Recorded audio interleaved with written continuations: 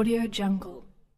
Untuk kesempatan pertama kami langsung ke Pak Dewa, KPU RI, anggota KPU RI, kami persilakan Pak Dewa.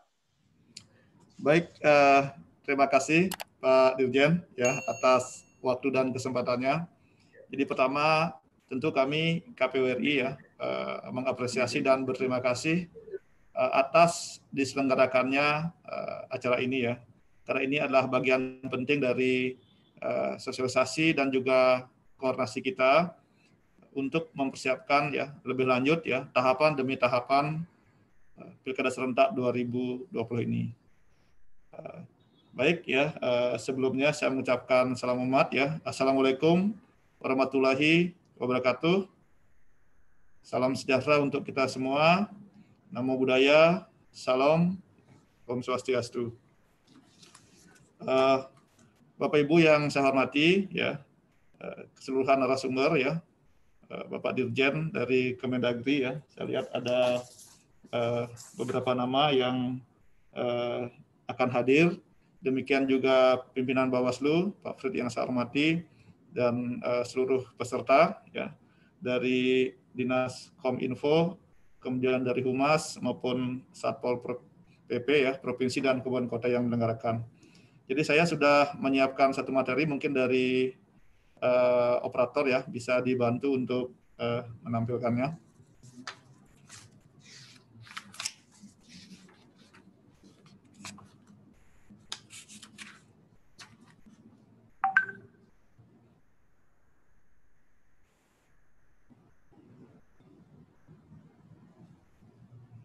Mohon izin, apakah materi saya bisa dibantu ya untuk ditampilkan?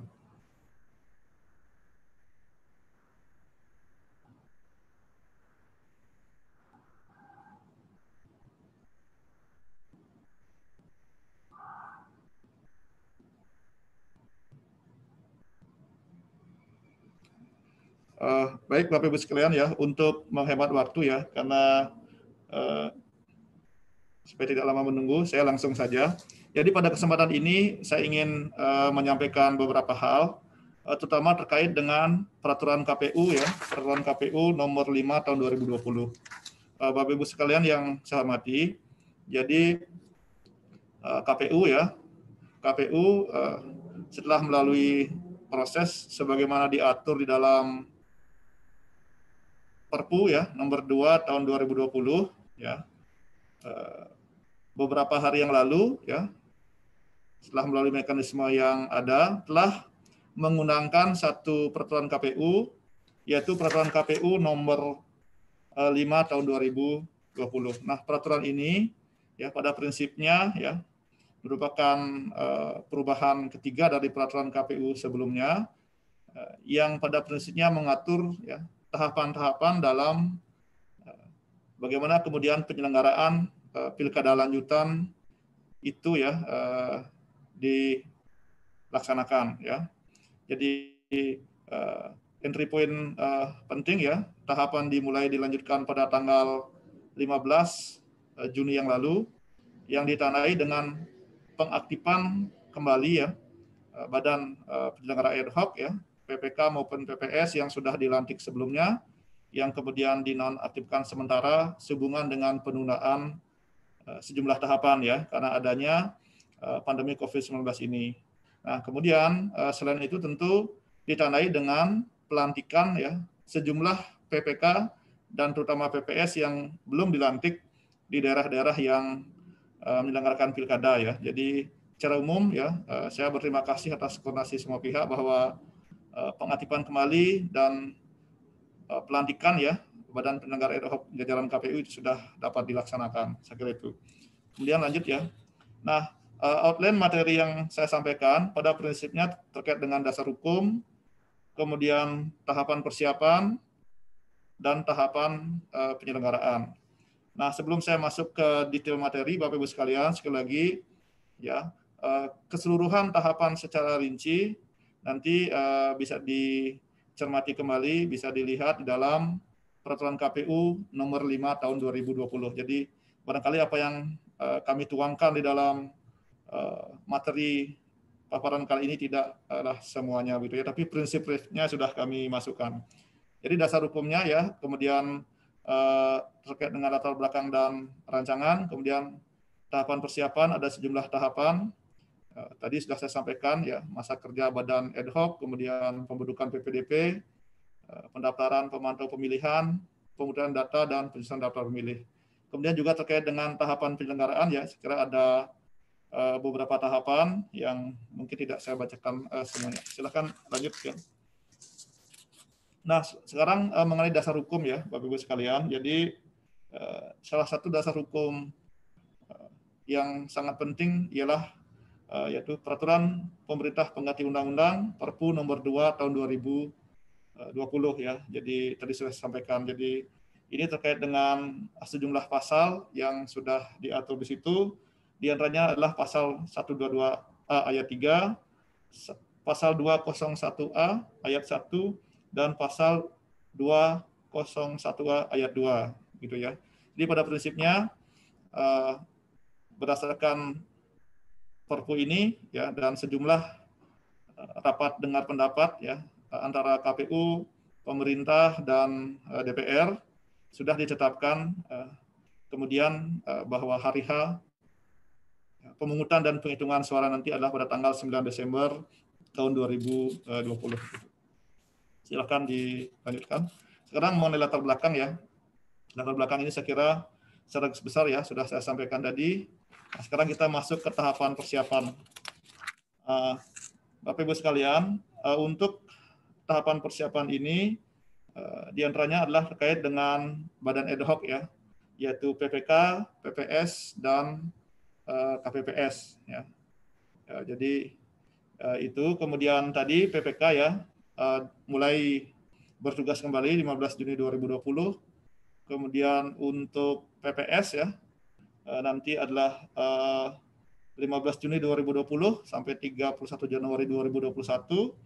Kemudian untuk KPPS, nah ini belum dibentuk ya karena nanti masa tugasnya masih cukup lama, 24 November sampai dengan 23 Desember 2020. Ya, selanjutnya mengenai pemantau ya. Ini masih pembentukan ini ya, saya kira pembentukan PPDP ya. PPDP nanti pembentukannya tanggal 24 Juni sampai 14 Juli, kemudian masa kerjanya 15 Juli sampai dengan 13 Juli 2020. Ya, lanjut. Ini mengenai pemantau ya, saya kira Bapak Ibu sekalian.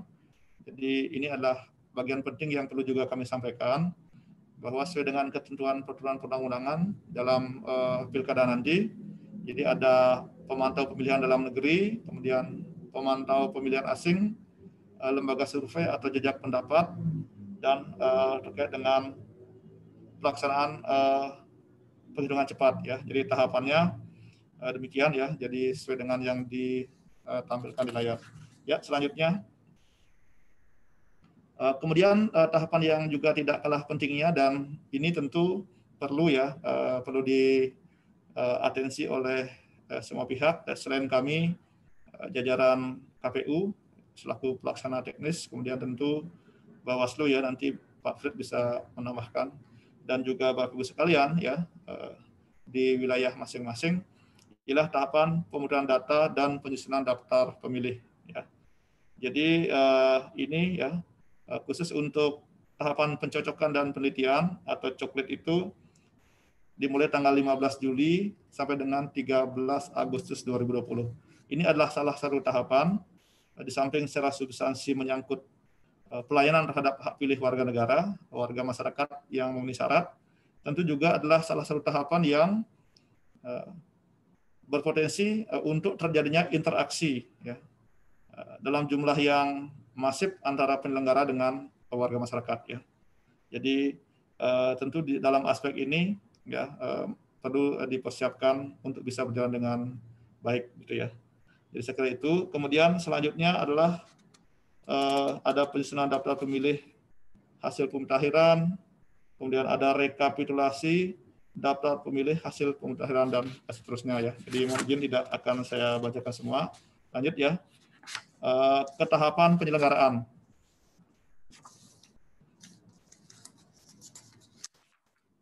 Bapak-Ibu sekalian, untuk tahapan penyelenggaraan ya, tahapan penyelenggaraan ini silahkan ya untuk slide berikutnya. Untuk tahapan penyelenggaraan ini untuk daerah ya yang memiliki pasangan calon perseorangan ya, ada sejumlah daerah dan tahapan ini sebelum dilakukan penundaan sudah sebagian terlaksana ya. Tahapan pemenuhan persyaratan dukungan paslon perseorangan ya. Ini juga satu kegiatan yang penting selain pencocokan dan penelitian tadi, karena akan ada tahapan ya verifikasi faktual dukungan pasangan calon perseorangan. Tentu nanti di samping aspek-aspek teknis terkait substansi pilkada ya, juga terkait dengan aspek bagaimana penerapan protokol kesehatan COVID-19. Jadi ini ya, jadi ada penyampaian syarat dukungan dari KPU Provinsi kepada KPU Kabupaten Kota, kemudian penyampaian dukungan bakal paslon kepada PPS, verifikasi faktual di tingkat desa atau kelurahan. Ya, ini tanggal 24 Juni sampai dengan 12 Juli, begitu ya. Dan seterusnya sampai rekapitulasi di tingkat provinsi, yaitu tanggal 22 sampai dengan 23 Juli 2020. Ya, silakan selanjutnya. Selanjutnya adalah masa perbaikan ya. Jadi pemberitahuan hasil rekapitulasi dukungan itu 22 sampai 24 Juli 2020. Kemudian ada penyerahan syarat dukungan perbaikan kepada KPU Provinsi atau KPU Kabupaten Kota itu 25 sampai 27 Juli 2020. Ya. Kemudian dan seterusnya ya. Jadi sampai kemudian pada tahapan penyampaian syarat dukungan hasil perbaikan paslon kepada PPS itu tanggal 8 sampai 10 Agustus 2020. Nah, selanjutnya adalah tahapan verifikasi faktual perbaikan ya. Jadi ini dimulai tanggal 8 sampai 16 Agustus 2020 ya. Verifikasi faktual di tingkat desa kelurahan. Nah, selanjutnya sampai kemudian kepada rekapitulasi di tingkat kabupaten atau kota 20 sampai 21 Agustus. Dan untuk di tingkat provinsi ya bagi calon gubernur atau wakil gubernur yaitu pada tanggal 22 sampai 23 Agustus 2020. Nah, selanjutnya Bapak Ibu sekalian adalah tahapan ya pendaftaran paslon. Nah, terhadap tahapan ini ya memang ada sejumlah tahapan yang beririsan satu sama lain ya. Dan untuk itu sekali lagi supaya tidak ada kesalahan dalam pelaksanaannya dan dalam pencermatannya, mohon nanti dilakukan penyandingan atau pengecekan kembali sesuai dengan PKPU nomor 5 tahun 2020. Jadi pada prinsipnya dimulai ya sekarang salah satu tahapan penting ya, pengumuman pendaftaran paslon ya. Pengumuman pendaftaran paslon calon ini 28 Agustus sampai dengan 3 September 2020. Kemudian pendaftaran ya pasangan calon ini 4 sampai 6 September 2020 ya. Jadi dan seterusnya ya Bapak Ibu sekalian, jadi nanti sampai kemudian berikutnya adalah pada penetapan paslon ya. Jadi penetapan pasangan calon ini juga satu tahapan yang penting ya, 23 September 2020. Kemudian pengundian dan pengumuman nomor urut pasangan calon 24 September 2020. Nah, sebelum itu ya ada sejumlah tahapan seperti misalnya penyerahan perbaikan syarat calon ya 4 sampai 16 September 2020, kemudian pengumuman dokumen perbaikan syarat calon 14 sampai 22 September dan verifikasi perbaikan syarat calon 16 sampai 22 September 2020 ini. Ini adalah sejumlah tahapan yang memang pelaksanaan hari dan tanggalnya beririsan ya. Tentu nanti akan ditindaklanjuti, dilaksanakan oleh jajaran KPU Provinsi maupun KPU Kota yang menyelenggarakan dan akan dilakukan pengawasan ya sesuai mekanisme yang ada oleh Bawaslu gitu. Ya, silakan lanjut. Ini adalah tahapan tentang sengketa tun pemilihan ya. Jadi Bapak sekalian, jadi ini nanti bagi pasangan calon ya yang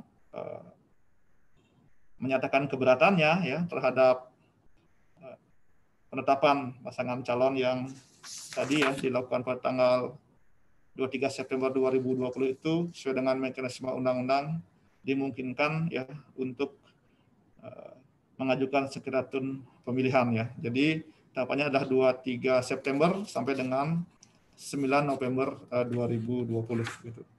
Selanjutnya adalah tahapan masa kampanye. Masa kampanye ini Bapak Ibu sekalian itu dimulai ya 26 September sampai dengan 6 Desember 2020 ya. Itu untuk pertemuan terbatas, tatap muka dan dialog, kemudian penyebaran bahan kampanye, pemasangan alat peraga kampanye dan atau kegiatan lain ya.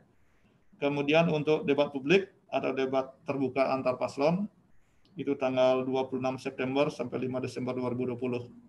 Kampanye melalui media massa cetak dan elektronik 22 November sampai 5 Desember.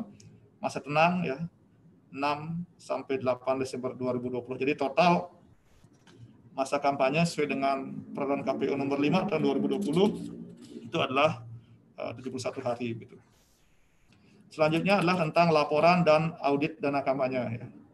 Di laporan dan audit dana kampanye ini menyangkut ya laporan awal dana kampanye LADK, kemudian laporan penerimaan sumbangan dana kampanye, laporan penerimaan dan pengeluaran dana kampanye serta audit dana kampanye ya. Jadi saya kira ini juga tahapan yang sangat penting dan tentu mekanismenya ya tata caranya nanti ditangani oleh KPU provinsi maupun kabupaten kota dengan pihak yang ditugaskan oleh pasangan calon ya, penghubung atau petugas yang menangani laporan dan audit dana kampanye.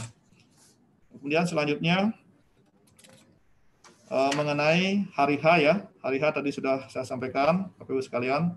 Jadi kami juga mohon dibantu ya, karena ini yang hadir tentu Bapak Ibu sekalian, pimpinan dan juga pejabat yang berwenang di wilayah masing-masing. Jadi kami mohon dibantu untuk memberikan informasi ya atau sosialisasi tentang hari H ini.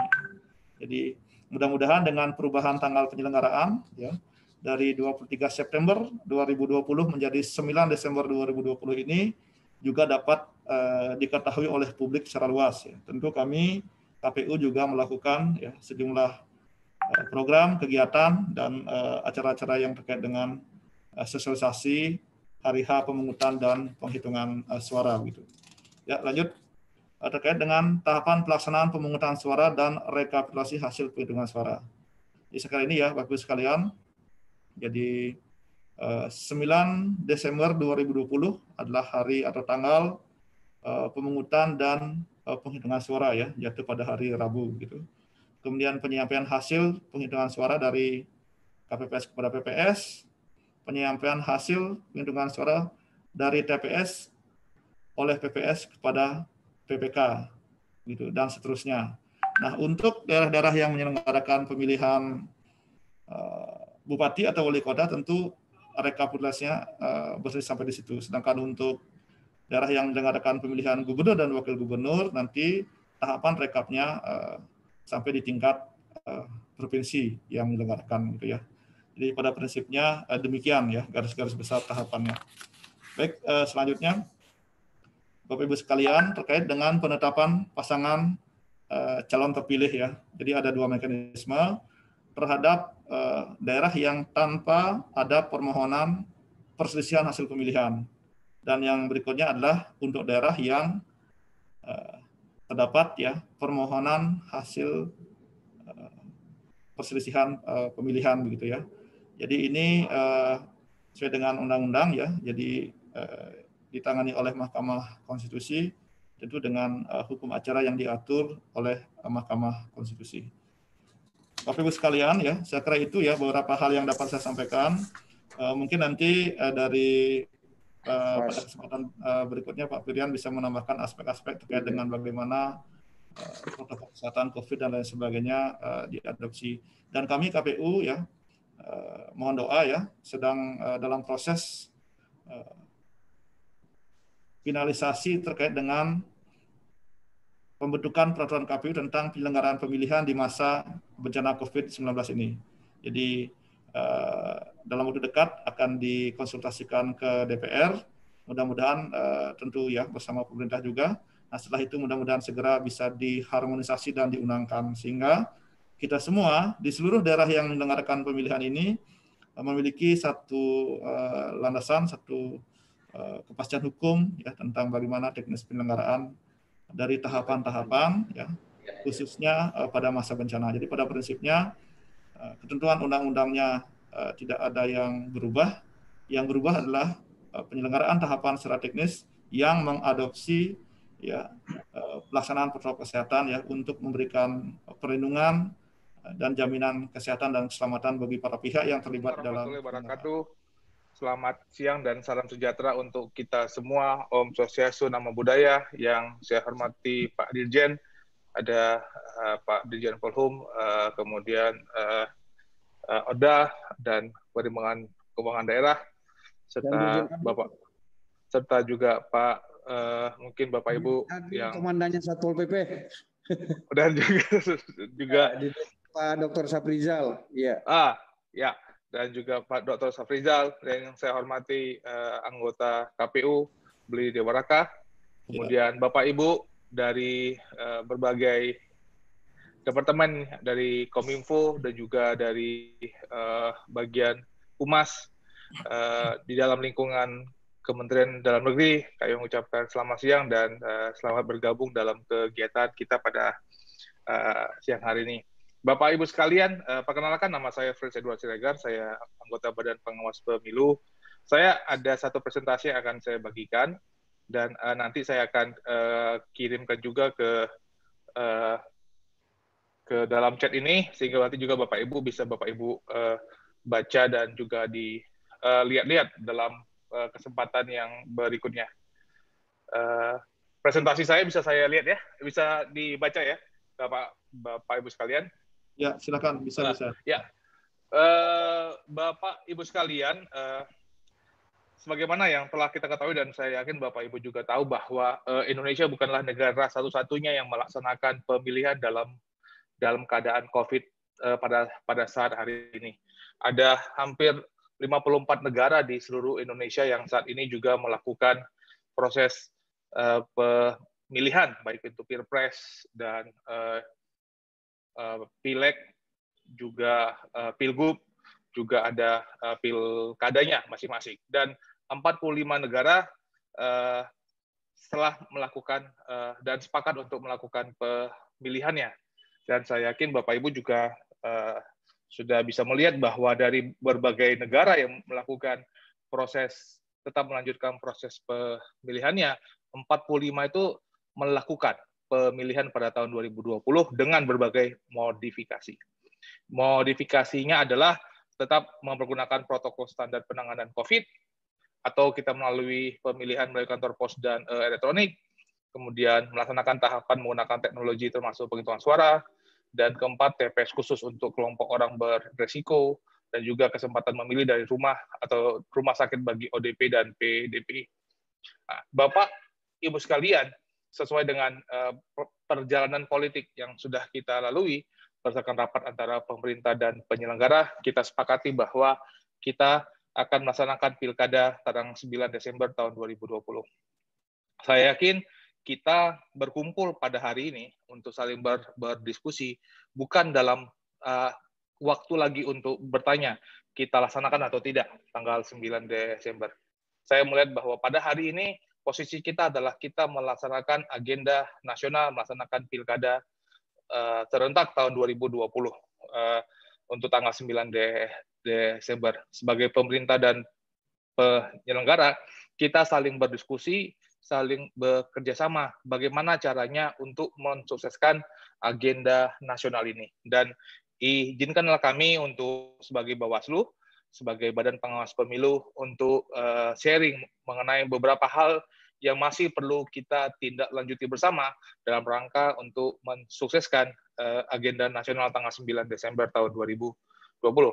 Bapak, Ibu sekalian, saya melihat bahwa kami dari posisi Bawaslu kami harus sampaikan ini, Bapak Ibu sekalian, bahwa dasar utama ataupun sebagai prasyarat kita melaksanakan pilkada tahun 2020 adalah seluruh pelaksanaan tugas, baik tugas penyelenggara, baik KPU dan Bawaslu, serta DKPP, serta lembaga terkait, baik kepolisian, TNI, Binmas, seluruhnya kita itu harus menerapkan protokol kesehatan. Artinya adalah protokol kesehatan pencegahan COVID-19 itu menjadi dasar pertama. Tanpa itu, maka kita tidak akan dapat melaksanakan pilkada tahun 2020. Dan kalaupun itu mau dilaksanakan, protokol kesehatan itu harus menjadi protokol pertama dari berbagai protokol yang akan kita laksanakan.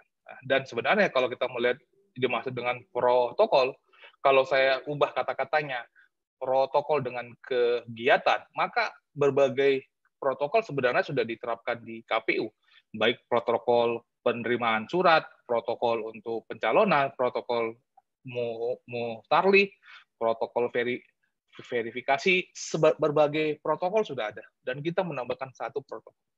Yang kedua adalah bahwa kita harus melihat bahwa kita memaksimalkan teknologi dan informasi dalam pelaksanaan tugas. Bagaimana kita yang kita bertemu pada hari ini, sebagaimana kita selalu sering melakukan pertemuan dengan melalui proses Zoom, dan itu juga tugas menjadi protokol yang akan kita lakukan sepanjang proses pilkada tahun 2020. Jadi ini dua kunci utama sebagai dasar kita untuk bertindak. Bagaimana kita menerapkan protokol kesehatan dan pemaksimalan teknologi informasi. Saya rasa apa itu protokol kesehatan, saya yakin kita bisa lihat bahwa seluruhnya kita akan melihat mencuci tangan, menggunakan masker, menggunakan hand sanitizer, menyemprotkan disinfektan, menggunakan sarung tangan, jarang berkerumun, hindari memegang benda logam, hindari bersentuhan, menjaga jarak, mengkonsumsi makanan, berolahraga rutin, mengkonsumsi benda tubuh, dan isar yang cukup. Artinya adalah ini dasar dari berbagai kegiatan yang sudah harus kita lakukan.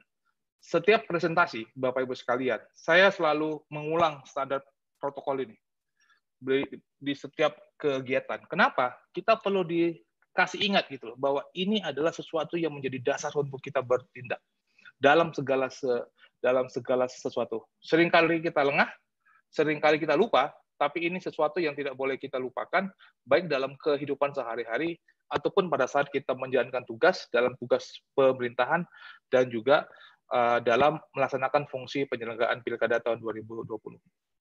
Bapak Ibu sekalian, kami sebagai Bawaslu saat ini memang sedang melakukan identifikasi beberapa kendala dalam penyelenggaraan pemilihan di masa pandemi. Karena kita selama ini selalu berpikir dan mendesain bagaimana menjalankan pemilihan dalam situasi normal. Dan sekarang kita harus berpikir keras, melakukan sesuatu yang baru, bagaimana melihat potensi-potensi kerawanan dengan sebuah kenormalan yang baru. Kami juga akan meluncurkan indeks kerawanan pemilihan sesuai dengan kondisi pada saat hari ini. Memang tahun lalu kami sudah mengeluarkan launching indeks kerawanan pemilihan, tapi dengan situasi COVID sekarang, maka ada indeks yang baru. Dan jangan lupa diingat bahwa dengan berbagai peraturan yang akan dikeluarkan oleh Perbawaslu dan KPU, tetap kita harus memperhatikan peraturan lain yang sudah ada. Bapak, Ibu sekalian, dalam waktu saya yang tinggal 15 menit lagi, saya mau menyampaikan beberapa isu kunci ataupun yang menjadi perhatian kita dari masing-masing tahapan. Setidaknya isu krusial masing-masing tahapan yang perlu menjadi concern kita. Pertama, isu dari tahapan verifikasi dukungan calon. Saat ini ada 154 calon perseorangan. Ada 2 calon untuk gubernur, yaitu Sumatera Barat dan Kalimantan Utara. Dan ada 152 calon perseorangan untuk kabupaten kota. Nah, dan ingat bahwa dalam menjalankan protokol kesehatan, maka petugas verifikasi kan tidak diharapkan untuk tidak melakukan sentuhan fisik, menjaga jarak, dan masker, dan hand sanitizer. PKPU di dalam PKPU pemilihan dalam bencana memberikan 3 opsi untuk menerapkan verifikasi, yaitu di mana melakukan verifikasi calon perseorangan, di mana kemudian para calon dapat dikumpulkan dalam satu desa, dan kemudian dilakukan verifikasi daring. Kami sebagai Bawaslu mengatakan bahwa verifikasi daring itu berpotensi adanya sengketa apabila pengawas pemilu tidak dilibatkan sejak awal. Sehingga dari mana kalau turun ke lapangan kan ada petugas dari pengawas kami yang juga akan mendampingi, jadi tahu ini mendukung atau tidak mendukung gitu loh. Tapi apabila akses tersebut tidak diberikan, maka potensi sengketa itu akan muncul gitu loh. Padahal kita jangan lupa bahwa calon perseorangan juga calon yang haknya dilindungi oleh undang-undang. Kemudian yang kedua terkait dengan pemutahiran data pemilih. Kemarin kita telah menerima DP4 dari Kementerian Dalam Negeri terkait dengan daftar potensial jumlah untuk jumlah yang akan dapat memilih untuk Pilkada tahun 2020. Ada melakukan proses verifikasi, dan kami melihat bahwa kalau melihat pernyataan dari Ketua KPU kemarin bahwa tetap bagaimanapun proses pemutahiran data harus dilakukan sedetail mungkin agar tidak kehilangan pemilih. Kita telah melihat bahwa untuk di tahapan pendaftaran pasangan calon di PKPU juga telah dilakukan perubahan, misalnya perubahan di mana bahwa calon yang hadir cuma 2 atau 3 orang dan setiap dokumen juga harus disterilkan. Itu adalah bagian untuk menjaga agar tidak ada penumpukan massa. Dan di sini sebenarnya poin untuk membutuhkan kerjasama dengan semua pihak, karena bagaimana seandainya ada seorang calon yang tetap datang ke kantor KPU, melakukan pendaftaran pencalonan, tetapi membawa massa gitu lah. Di sini KPU harus tegas di mana untuk bisa memastikan agar calon yang datang tidak membawa pendukung, karena kita meminimalkan proses bertumpuknya orang. Bapak, Ibu sekalian, kalau kita melihat dari salah satu tiga tahapan, ataupun saya mengatakan bisa 4 lah, ada 4 tahapan di dalam proses pilkada yang melibatkan banyak orang. 1 itu tahapan pemutahiran data pemilih, yang kedua verifikasi calon perseorangan, yang ketiga adalah proses tahapan kampanye, dan yang keempat itu adalah pemungutan suara. Dan kalau kita melihat PKPU bencana, yang PKPU pemilihan dalam keadaan bencana, pertemuan secara tatap muka itu kan sangat dibatasi jumlahnya. Dan kemudian pertemuan rapat umum itu semuanya bersifat online. Kalau kita melihat ada satu kebaikannya, kebaikan di mana pertemuan online atau pertemuan secara daring itu tidak dibatasi jumlahnya. Jadi kita melihat di sini dia punya potensinya, pertemuan secara online tidak dibatasi. Tetapi menjadi potensi persoalan adalah bagaimana, seberapa banyak seorang bisa melakukan kampanye melalui daring. Bagi seorang calon yang memiliki dana tidak terbatas, dia bisa melakukan kampanye online seberapa banyak. Bisa lewat push, kalau Bapak Ibu punya Facebook, pasti bisa langsung di push langsung ke masing-masing orang, bisa di internet, bisa di koran-koran online. Itu adalah sebuah bagian daripada proses kampanye melalui online. Dan itu sengaja memang sepertinya didesain oleh KPU untuk memberikan kompensasi karena tidak ada pertemuan langsung. Tetapi bagaimana dengan orang yang tidak memiliki kemampuan dana untuk bisa mengelola iklan ataupun kampanye melalui media online atau daring. Nah, saya akan lanjut kepada tahapan yang berikutnya, yaitu tadi kelengkapan. Salah satu tadi yang saya sampaikan di awal bahwa hal keempat di mana terjadi penumpukan orang itu adalah terkait dengan pemungutan suara. Dan kita lihat bahwa ada perlengkapan yang harus ditambahkan di dalam perlengkapan di masing-masing TPS di dalam rangka untuk melaksanakan pemungutan suara pada Pilkada tanggal 9 Desember. Dan Bapak Ibu bisa melihat bahwa pemerintah, KPU dan Bawaslu sangat concern terhadap bagaimana untuk menjaga proses di tahapan di pemungutan suara. Adanya kelengkapan logistik, adanya jumlah pemilih TPS yang maksimal 500, kemudian mendesain layout TPS yang saling berjarak dan lebih luas daripada TPS sebelumnya, dan juga menyediakan sarana kesehatan dengan bekerjasama dengan aparat medis di masing-masing TPS. Jadi ada modifikasi baru dalam TPS. Artinya dia lebih luas, ada tenaga medis, dan juga ada jarak yang lebih luas dari satu meja ke meja lain. Ada banyak pertanyaan. Kenapa kita tidak memperpanjang waktu pencoblosan dari jam 7 sampai jam 1? Kenapa tidak kita perpanjang sampai jam 3 sore misalnya? Masalahnya Bapak Ibu sekalian, mencoblos jam 7 sampai jam 1 adalah perintah daripada undang-undang. Sehingga desain untuk pencoblosannya tidak akan bisa lebih banyak daripada itu. Bapak Ibu sekalian yang saya hormati dan saya banggakan, kalau kita lihat protokol new normal di TPS, kalau kita bisa melihat bahwa bagaimana di TPSI itu sendiri, bagaimana untuk menjaga agar kita menerapkan protokol, bahwa pada saat seorang datang ke TPS, kita akan memakai masker dari rumah, kemudian akan mencuci tangan, dilarang bersalaman. Setiap orang yang datang dia akan dicek dia punya suhunya, dikasih sarung tangan plastik, dia menerima kartu suara daripada petugas KPPS yang sudah disemprot, dia mencoblos, dia memasukkan kertas suara, sarung tangannya dibuang, dan dia akan diberikan tinta yang bukan lagi dicelupkan seperti biasa, tapi akan disemprot dalam rangka untuk menjaga proses agar tidak ada kemungkinan penyebaran COVID. Nah, Bapak, Ibu sekalian, Bawaslu di dalam melakukan fungsi penegakan pelanggaran juga harus melakukan penyesuaian sesuai dengan protokol COVID-19 tanpa mengurangi esensi pelaksanaan tugas kewenangan pengawas pemilihan. Contohnya terkait dengan penanganan laporan dugaan pelanggaran pemilihan.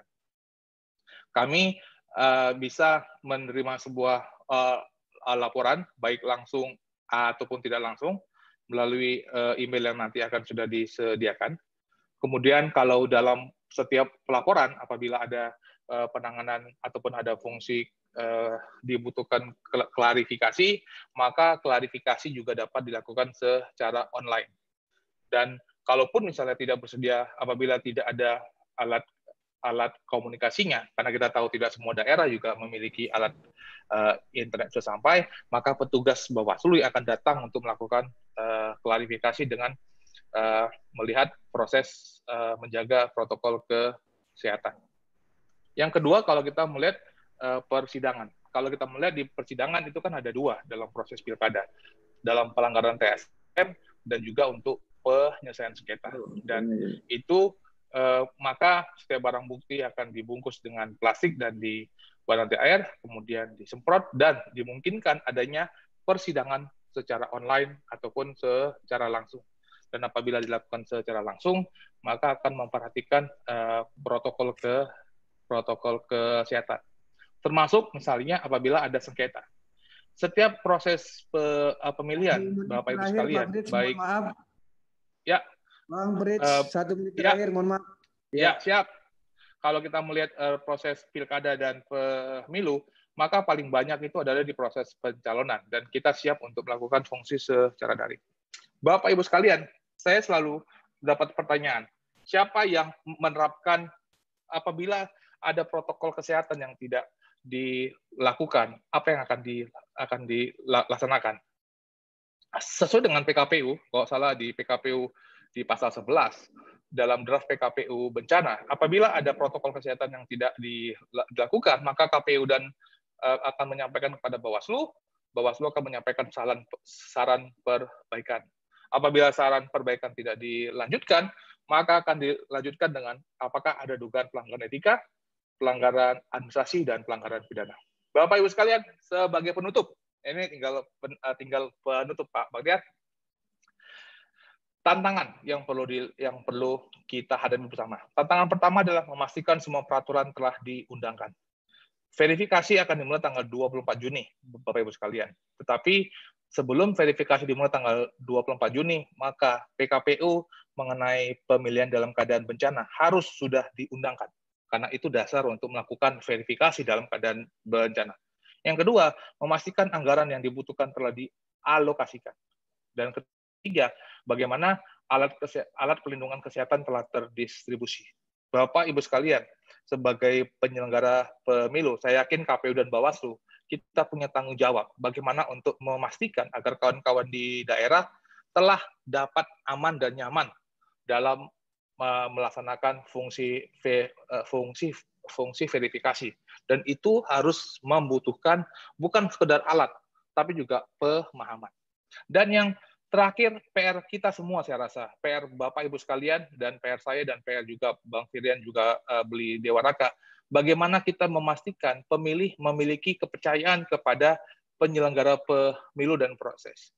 Tadi saya sudah sampaikan bahwa di setiap TPS, setiap orang akan dicek suhunya, setiap orang akan diberikan sarung tangan, setiap orang akan diberikan masker, semua orang akan, kertas suara juga akan disemprot, dan juga tidak ada proses pencelupan tinta. Artinya adalah secara desain itu dapat kita melaksanakan protokol kesehatan. Tetapi apakah masyarakat memiliki kepercayaan untuk hadir di TPS? Saya rasa itu menjadi PR kita bersama. Terima kasih Bapak Ibu sekalian, terima kasih sudah menjadi bagian dari diskusi ini. Serentak tahun 2020 yang tempo hari itu dijadwalkan 23 September, tetapi karena faktor adanya pandemi COVID, kemudian KPU menunda tahapan-tahapan yang sudah diawali, setidaknya ada 5 tahapan, melalui keputusan KPU 179 tahun 2020.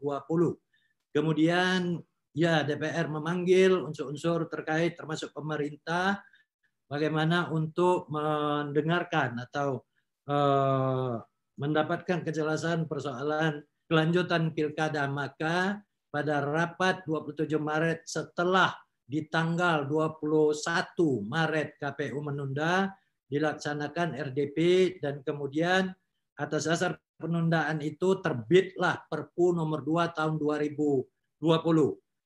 Pemerintah DPR juga kemudian terus mengikuti dan menyelenggarakan rapat kerja RDP lebih lanjut, dan kemudian mendengarkan opsi-opsi tawaran yang disampaikan oleh KPU untuk menggelar pilkada lanjutan 9 Desember, 21 Maret, dan termasuk di bulan Desember 2021.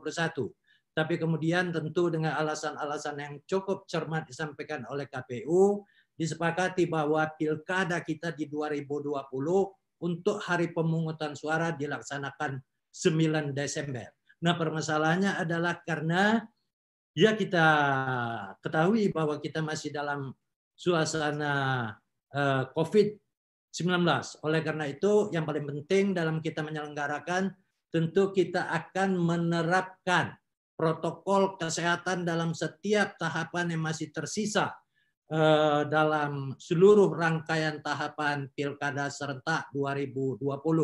Pak Pres tadi sudah menyampaikan banyak pembelajaran atau setidaknya cerminan yang dilaksanakan oleh negara-negara lain tentang pemilihan election yang diselenggarakan pada masa pandemi COVID ini. Yang paling success story adalah Korea Selatan yang melaksanakan penyelenggaraan pilkada parlemen mereka di 15 April itu dalam puncak pandemi yang dahsyat. Namun kita juga mengikuti apa yang terjadi di Korea Selatan, justru dengan pelaksanaan pemilihan itu ternyata bisa melandaikan terjangkit coronavirus tadi.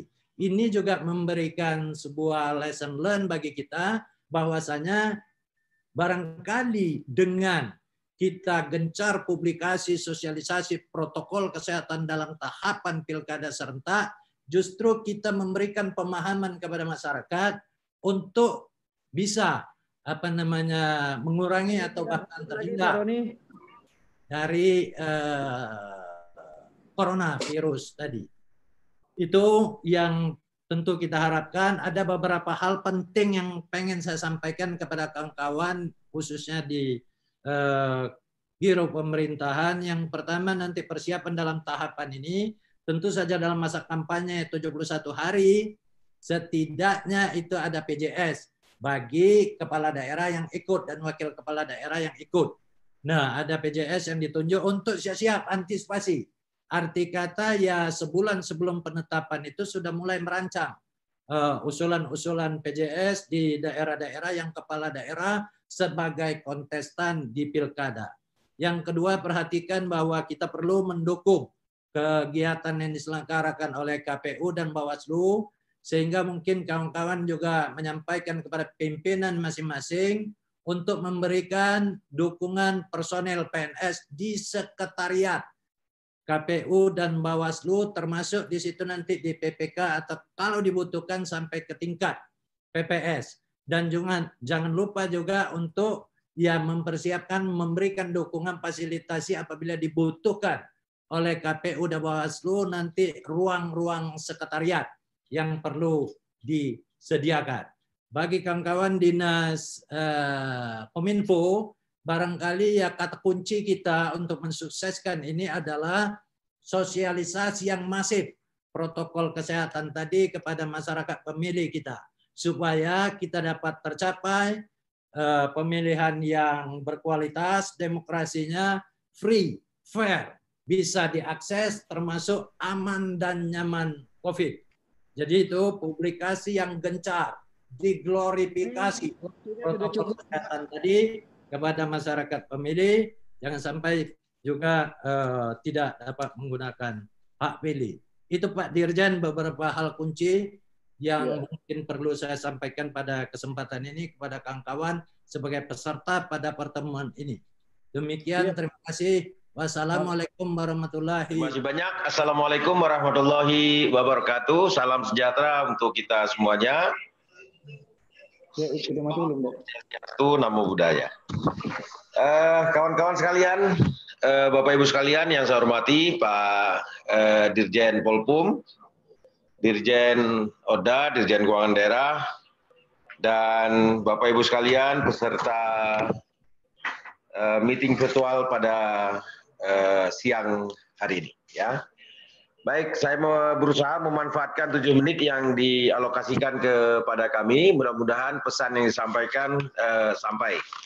Yang pertama adalah kita dari Direktorat Jenderal Bina Administrasi Kewilayahan yang memiliki beberapa portofolio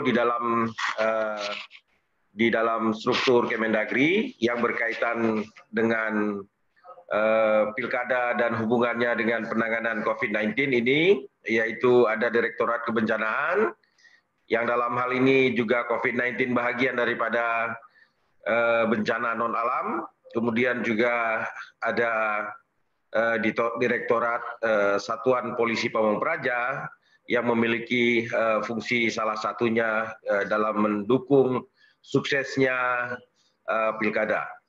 Lanjut. Lanjut. Ya, Bapak Ibu sekalian yang saya hormati, sebagaimana telah dijelaskan sebelumnya, barangkali di slide kami ada rute juga yang dijelaskan. Ya, rutenya kami tidak berani memasang tanggal, ya, karena tanggalnya nanti dipasang oleh KPU, ya. Yang jelas rute yang tersedia, yang masih sisa barangkali seperti yang tersebut. Bapak Ibu sekalian yang saya hormati, ya, perlu saya lanjut lagi. Perlu kami sampaikan bahwa mengapa kita perlu mengawal agenda pelaksanaan pemilu secara serentak walaupun pandemi di kita masih berlangsung, ya. salah satu agenda nasional memang adalah pilkada serentak, dan kita sudah memundurkan pilkada sampai dengan bulan Desember tahun 2020. Dan berikutnya kita tidak mengetahui kapan pandemi ini akan berakhir sebelum vaksin untuk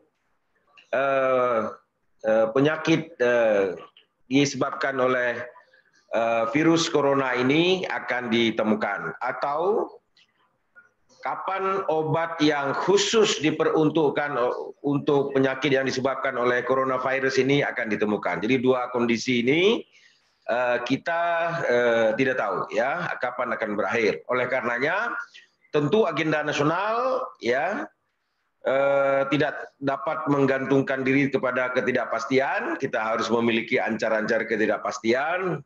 Namun catatan yang paling penting adalah protokol kesehatan yang kita gunakan akan dilaksanakan dengan disiplin, akan dilaksanakan dengan kesadaran yang tinggi, dan juga dengan tahapan-tahapan yang direncanakan. Bapak Ibu sekalian yang saya hormati, memang saat ini ya di seluruh wilayah Nusantara Indonesia sudah terbagi ke dalam kondisi-kondisi epidemiologis berdasarkan 14 indikator yang sudah disepakati ya. Sehingga 14 indikator yang disepakati ini membentuk nilai atau membentuk data statistik yang kemudian bisa digolongkan dengan warna-warna. Yaitu ada warna merah ya, risiko tinggi, warna orange risiko sedang, warna kuning risiko rendah, dan warna hijau tidak terdampak sama sekali. Kemudian jika kita overlay antara warna-warna ini dengan zonasi epidemiologi bagi daerah yang melaksanakan pilkada pada tahun 2020, maka kita ketahui bahwa pada level provinsi, daerah yang menjalankan pilkada di 2 provinsi, yaitu yang berwarna kuning atau risikonya rendah, itu ada 2 provinsi, di mana kuning ini dibaca sebagai penyebarannya terkendali, tetapi tetap ada kemungkinan transmisi lokal. Ya, ini harus kita pahami oleh semua komponen penyelenggara negara, ya daerah, terhadap membaca makna daripada warna-warna yang ada. Oke. Kemudian 4 provinsi pelaksana pilkada berada di warna orange atau oranye, yang di mana kita membaca warna ini sebagai risiko tinggi penyebaran dan potensi virus tidak terkendali. Ya, jadi harus dibaca sebagai ada risiko tinggi penyebaran dan potensi virus tidak terkendali. Kemudian ada 3 provinsi yang berwarna merah. Ya, ada 3 provinsi yang berwarna merah dengan bacaan bahwa provinsi penyebaran virus masih juga belum terkendali. Demikian pula di kabupaten kota, di mana ada 43 kabupaten kota yang daerahnya atau zonasinya belum terdampak virus COVID-19, ada 43, kemudian 77 kuning, 101 kabupaten kota berwarna orange, dan 40 kabupaten kota berwarna merah. Terhadap warna ini juga penting dicermati oleh semua penyelenggara negara ya, dan masyarakat, bahwa tiap-tiap warna ini memiliki pola tindakan atau pola pencegahan atau pola penanganan sendiri-sendiri. Nah, ini perlu dipelajari, perlu dicermati oleh tiap-tiap penyelenggara negara, sehingga proses penyelenggaraan tetap dapat dijalankan dalam tiap warna, namun dalam protokol kesehatan yang berbeda-beda di tiap-tiap keadaan warnanya. Ini perlu diperhatikan agar kita juga merupakan bahagian daripada lembaga negara yang ikut mengendalikan penyebaran COVID-19 di Indonesia. Ya, kita tetap menjalankan agenda nasional yang sudah disepakati secara nasional. Satu sisi, tapi di sisi yang lain juga ikut berpartisipasi dalam rangka pengendalian virus COVID-19. Tiga hal yang dalam semua warna, yaitu 3 hal yang pokok dalam semua warna. Yang pertama adalah pakai masker. Jadi mau daerah hijau, mau daerah kuning, mau daerah orange, mau daerah merah, pakai masker. Ya, kecuali tidak bertemu orang, ya, atau di dalam rumah masing-masing. Tetapi kalau sudah memasuki area publik, tetap pakai masker. Ya, ini ketentuan yang disebarluaskan untuk seluruh masyarakat. Termasuk Adwil, mohon izin. Ya, kemudian juga jaga jarak, ya, 1,5 meter sampai 2 meter. Ini adalah aman, ya. Kemudian juga cuci tangan dan atau menggunakan hand sanitizer. Kalau cuci tangan itu lebih murah, lebih gampang dijangkau, maka gunakan cuci tangan. Tapi jangan cuci tangan 3 kali sehari, itu prinsip yang salah. Cuci tangan setiap menyentuh barang-barang yang bukan milik kita atau barang-barang publik, ya, atau menyentuh barang-barang yang kemungkinan terkontaminasi. Oleh karena ini perlu kita sosialisasikan. Jangan dikira sudah cuci tangan pagi hari sampai siang terus dikira aman, ya. Oleh karenanya Bapak Ibu sekalian, kami nanti akan memberikan petunjuk kepada jajaran kami yang merupakan koordinasi kami, yaitu Badan Penyelenggaraan Bencana di Daerah atau BPBD, dan Satpol PP yang juga merupakan binaan kami di daerah untuk melaksanakan beberapa protokol-protokol dalam rangka mendukung pelaksanaan tertib Pilkada di 2020. Lanjut. Sebelumnya kami sudah memberikan pengarahan kepada Satuan Polisi Pamung Praja di daerah serta beberapa instruksi Menteri Dalam Negeri, diantaranya adalah beberapa surat yang sudah kami layangkan. Sementara belum ada surat baru. Surat yang ada ini dipedomani, yang terbaru itu pada tanggal 31 Maret tahun 2020 yang lalu. Kemudian juga tanggal 15 April tahun 2020 yang lalu. Ya, ini adalah bagaimana Satuan Polisi Pamung Praja di dalam melakukan pengawasan dan penegakan dalam pelaksanaan pencegahan dan penanggulangan COVID-19. Termasuk berikutnya adalah juga arahan kami kepada Satpol PP yang akan mensupport pelaksanaan Satuan Pamung Praja, pelaksanaan pemilu kada di tahun 2020, di mana beberapa perannya diantaranya adalah lanjut. Terima kasih Pak Dirjen Adwil. Lebih ya. Satu lembar lagi. Ya. Ya, 1 lembar lagi nih ya. Ini yang intinya sebenarnya ya. Nah, yang pertama adalah sebelum pilkada perlu deteksi dini terhadap kondisi sosial masyarakat. Perlu sosialisasi terus-menerus apakah di zona merah, kuning, hijau, ya, dan oranye terhadap beberapa potensi-potensi yang mungkin terjadi. Kemudian pada saat pilkada, walaupun sudah ada satuan linmas yang ditugaskan untuk mensupport, namun demikian pada saat pilkada perlu juga dilakukan tindakan-tindakan yang sekiranya dapat mendukung tahapan pilkada. Termasuk pasca pilkada perlu juga deteksi dini dan aktif dalam upaya menciptakan kondisi yang kondusif, termasuk protokol pelaksanaan atau pengamanan sesuai dengan protokol kesehatan. Kira-kira demikian Pak. Kami laporkan kepada kawan-kawan, khususnya KPU Bawaslu RI, Pak Dirjen Administrasi Kewilayahan, Pak Dr. Sabrizal adalah Direktur Jenderal di lingkungan Kementerian Dalam Negeri yang memang memiliki tugas pembinaan kepada rekan-rekan jajaran Satpol PP di tingkat provinsi dan kabupaten kota dan Badan Penanggulangan Bencana daerah. Jadi dari data-data beliau tadi kelihatan sebenarnya sudah selama ini sudah melakukan banyak hal untuk mendukung penyelenggara. Catatan kami sampai sekarang ada 633 partisipan yang bergabung di kita. Jadi kami pastikan Pak, 4 unit kerja pemerintah daerah ini dalam hal ini Dinas Kominfo, Humas, kemudian Kesbampol, kemudian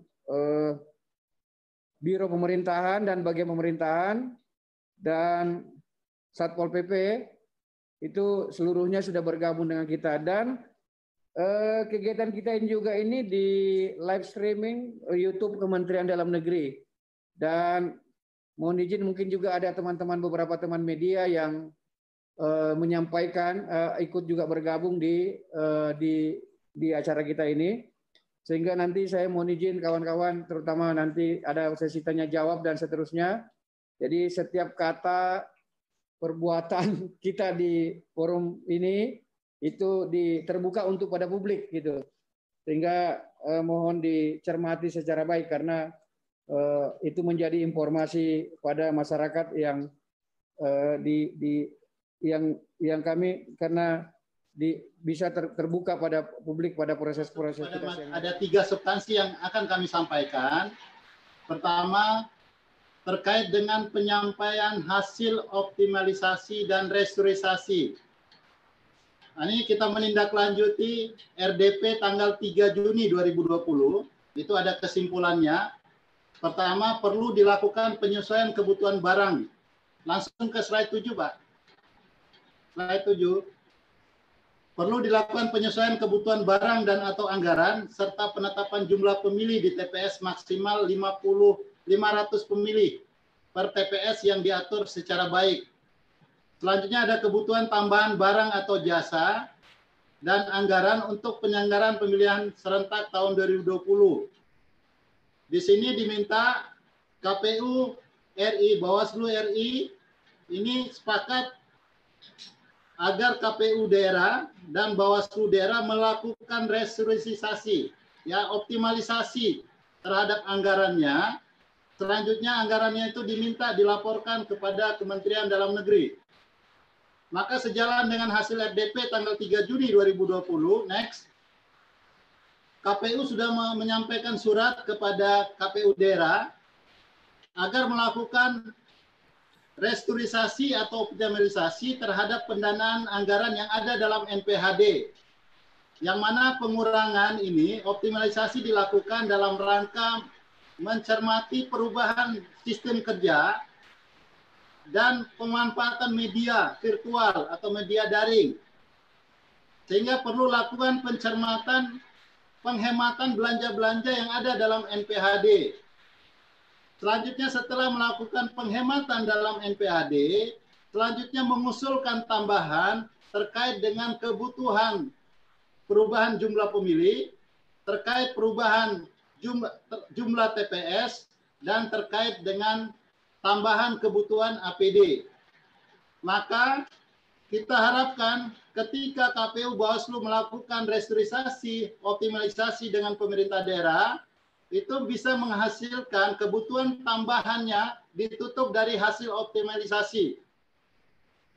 Sedangkan apabila tidak, lebih besar hasil kebutuhan terkait dengan kebutuhan penambahan APD, TPS maupun penambahan jumlah pemilih, maka kita minta itu juga dimaksimalkan, dipenuhi dari pemerintah daerah, itu dapat diberikan dalam bentuk uang, menambah pagu dalam NPHD, atau dalam bentuk barang. Barang disesuaikan dengan regulasi pengaturan barang milik daerah. Nah, itu pertama, kami laporkan, itu terdapat 26 daerah yang belum melaporkan hasil optimalisasi pendanaan pilkada serentak tahun 2020 dari Kabupaten Karo sampai kepada Kabupaten Manokwari. Ini kita minta pemerintah daerah yang belum menyampaikan hasil optimalisasi tindak lanjut dari RDP tanggal 3 Juni 2020 segera menyampaikan hasil optimalisasi restrukturisasi terhadap nilai NPHD yang ada dan dilaporkan kepada Menteri Dalam Negeri. Termasuk kami minta pemerintah daerah, ada 82 pemerintah daerah belum membuat berita acara kesepakatan hasil restrukturisasi, optimalisasi terhadap pendanaan NPHD. 82 daerah yang belum menyampaikan berita acara. Selanjutnya kami laporkan terkait perkembangan pendanaan pencairan yang dilakukan oleh pemerintah daerah kepada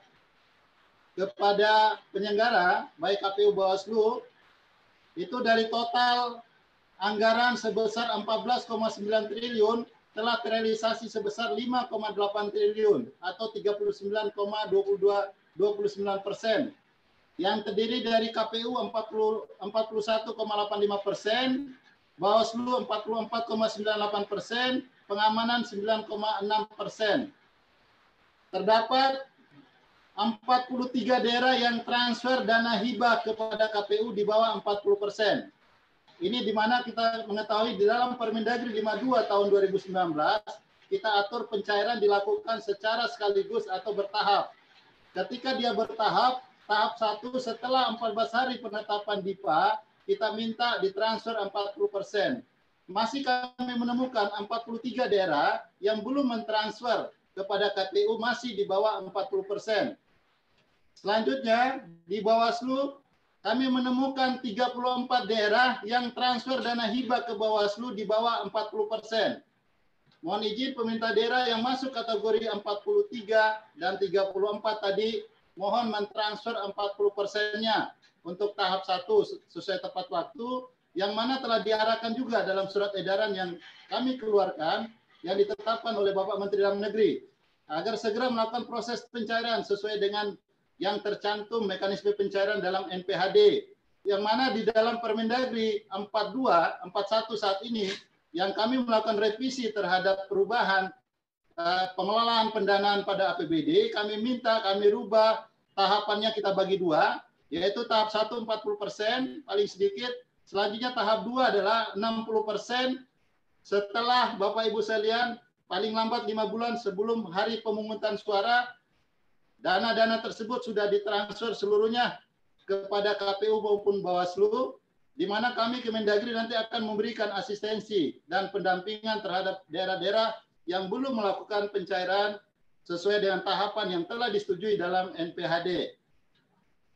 Selanjutnya kami laporkan juga bahwa dalam rangka mendukung pelaksanaan pilkada yang telah disepakati oleh pemerintah, DPR, dan KPU Bawaslu yang tanggal 9 Desember tahun 2020, kami juga telah mengeluarkan Permendagri, merevisi Permendagri 52 tahun 2019 dalam rangka mendukung ini, di mana tujuan yang kita inginkan adalah terkait kita mewadahi bagaimana Bapak Ibu melakukan perubahan rincian penggunaan hasil optimalisasi itu bisa dimanfaatkan tanpa melakukan perubahan adendum besaran NPHD. Selanjutnya kami buka juga ruang di pasal 17, ketika Bapak Ibu melakukan pembahasan bersama KPU Bawaslu, terdapat penambahan usulan kebutuhan, Bapak Ibu bisa memanfaatkan dana-dana yang ada bersumber dari APBD, di mana kita atur di situ kebutuhannya antara lain adalah adanya perubahan tahapan jadwal dan program,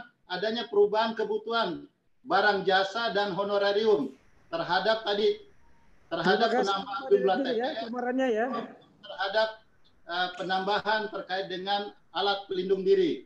Di situ juga kita atur kebutuhan apa saja yang Bapak Ibu bisa atur untuk mendukung di dalam pelaksanaan pilkada nanti aman dari sisi penyelenggara dan aman dari sisi pemilih. Selanjutnya Bapak Ibu sekalian, kami juga memberikan asistensi terhadap permasalahan-permasalahan terkait ada persoalan-persoalan yang ada di pemerintah daerah yang saat ini belum dilakukan pembahasan, yang mana kita ketahui pembahasan terkait dengan penganggaran dana pendanaan hibah di pilkada, yaitu berdasarkan kesepakatan. Kami masih menemukan ada beberapa daerah yang melakukan pemotongan dana sepihak dari NPHD yang ada. Ini terjadi di Kabupaten Banggai Laut dan Kabupaten Tidore Kepulauan.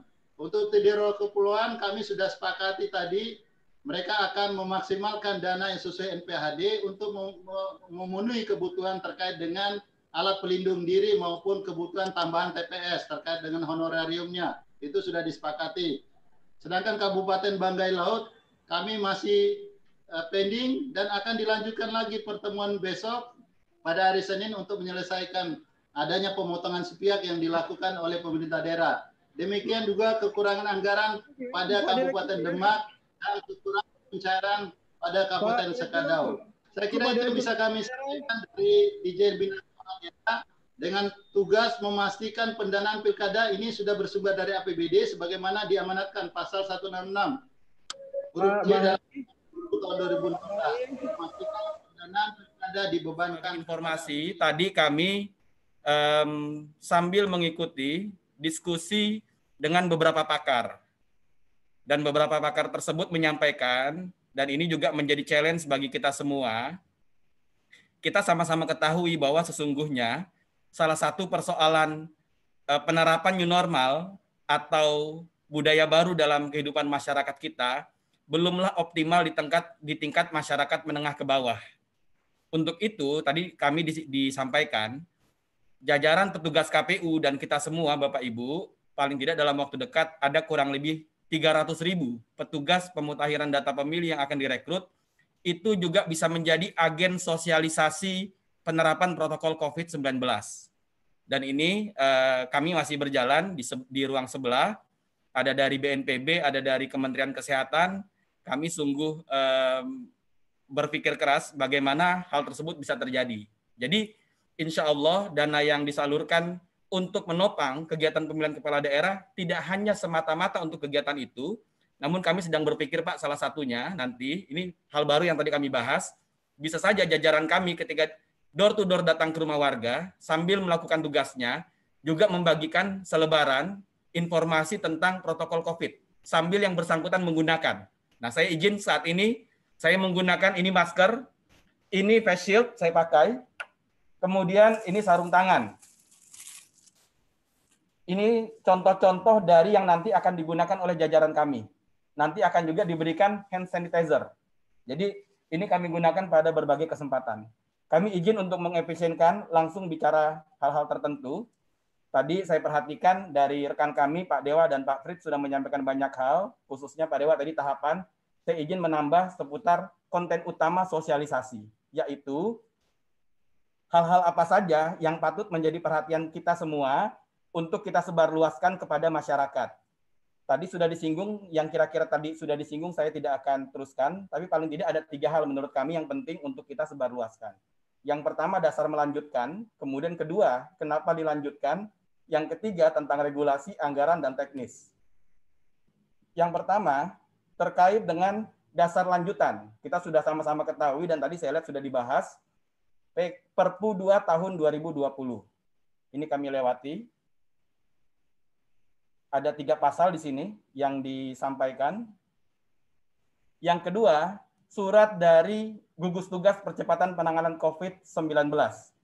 Bapak Ibu sekalian, ada sejumlah pihak yang kemarin dan sampai sekarang terus memberikan saran agar tidak diteruskan.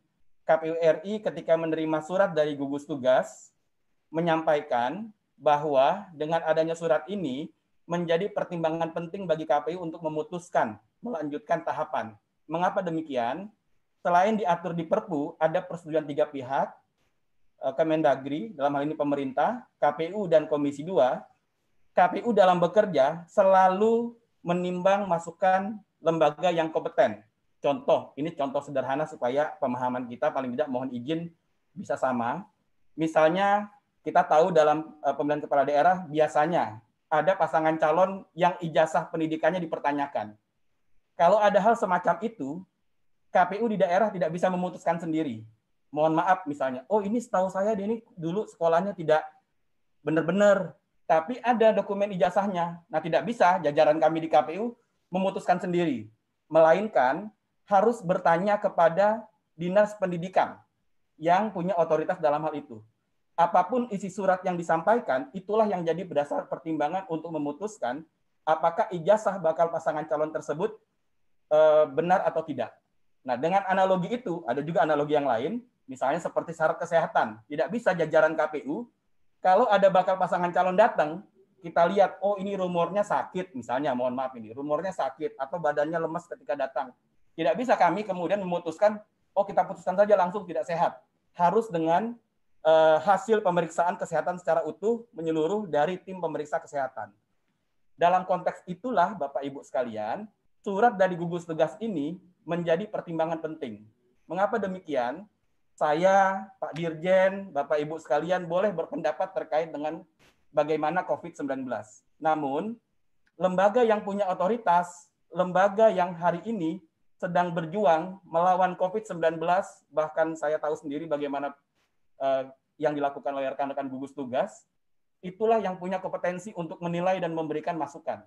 Ketika surat ini muncul, di poin 3 disebutkan bahwa lanjutan tahapan pilkada bisa dilakukan dengan syarat dilaksanakan dengan protokol COVID penanganan COVID-19 di setiap tahapannya dan terus berkoordinasi dengan gugus tugas serta Kementerian Kesehatan.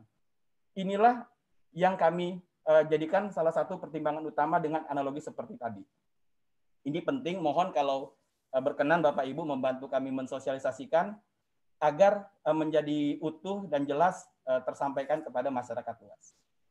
Berikutnya ini tadi kaitan dengan Perpu dan surat tadi, surat gugus tugas sampai kepada kami 27 pagi hari.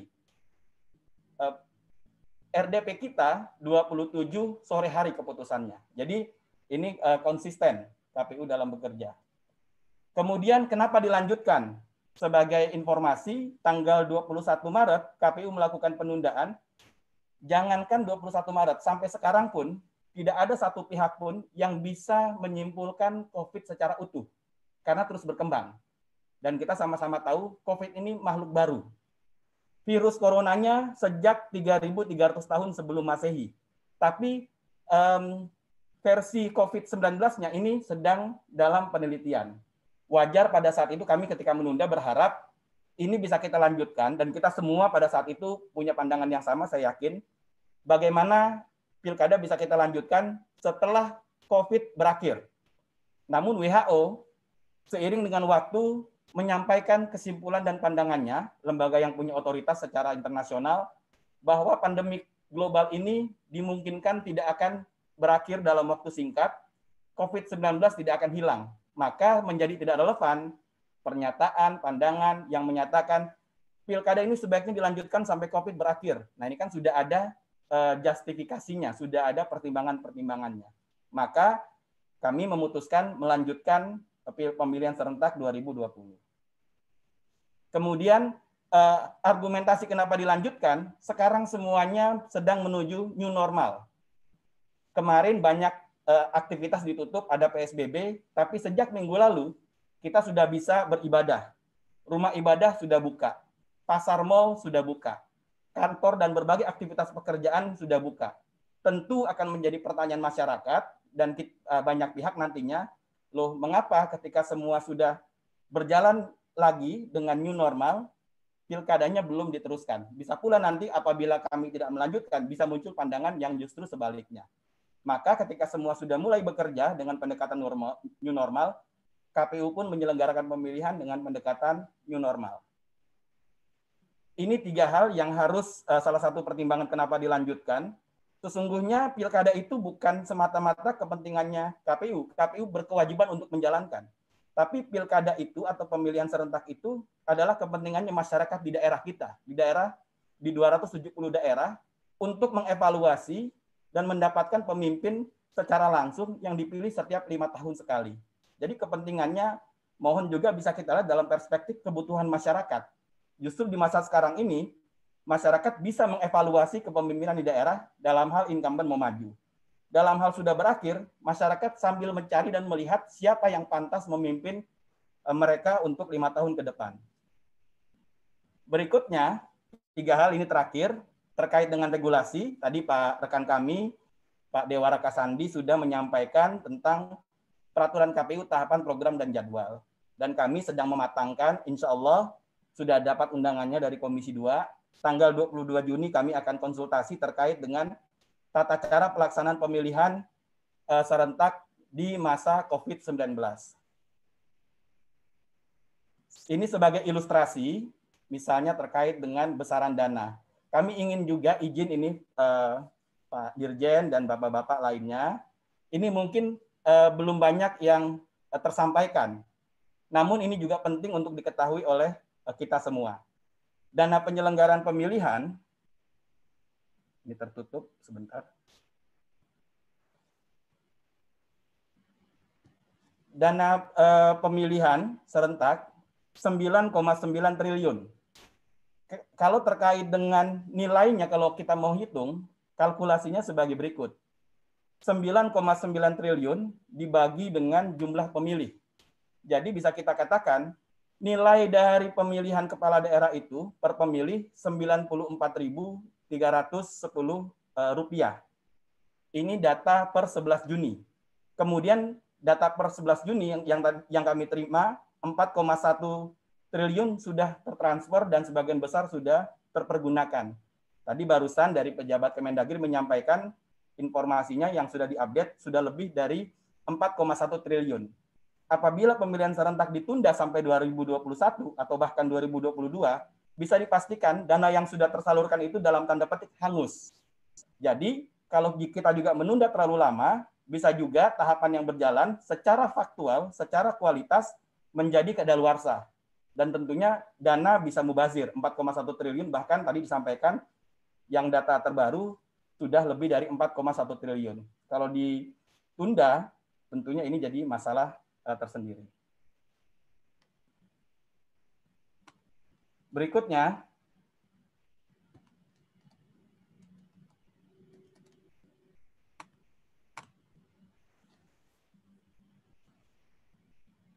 terakhir, Bapak Ibu sekalian, saya ingin memberikan gambaran secara ringkas kepada kita semua. Ini ada di YouTube, ada di internet, bisa diambil.